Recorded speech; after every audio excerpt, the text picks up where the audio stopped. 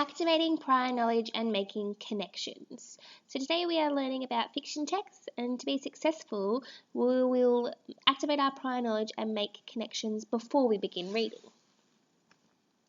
So activating our prior knowledge is using what we already know to understand something new.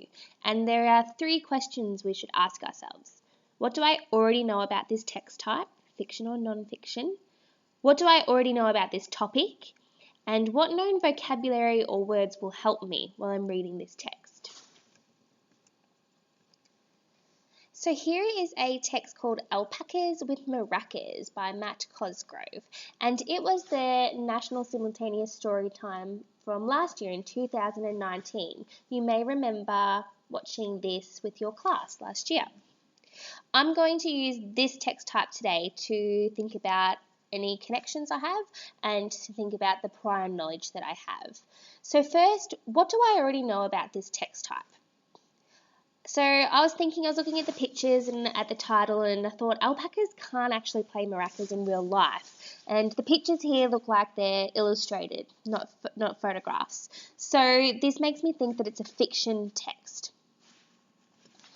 From that, I know that fiction texts include characters, setting, problems, and solutions. So I'm thinking that this text will probably include all of those things as well. What do I already know about the topic? So I looked at the front cover again, and 2 words really stood out to me: alpacas and maracas, and the pictures match. There's 2 alpacas there and 4 maracas there. So what do I know about alpacas already? I know that they're a 4-legged animal, that they have fluffy wool, they've got quite long necks, and they can spit when they're afraid. They prefer to be with others, so they're generally together with other alpacas or sheep, and they can live on farms. And what do I know about maracas? I know that they're a musical instrument and that we shake them for them to make a noise. We generally use 2 at a time, 1 in each hand, and it can kind of sound like rain.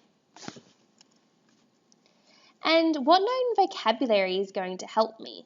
So again, I had to think around the topic, around alpacas and maracas, and there are some words in particular that I'm thinking might be within the text that will be helpful for me to know.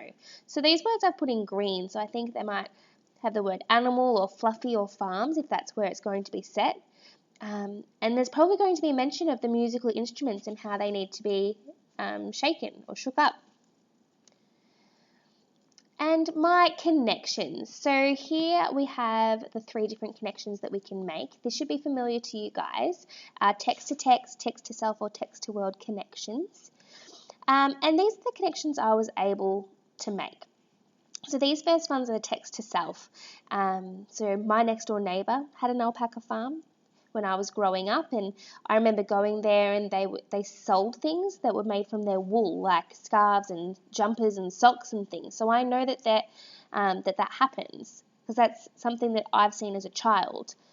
I know that they live in paddocks because I remember seeing them in the paddocks next door to me, and that they would eat the grass and the hay.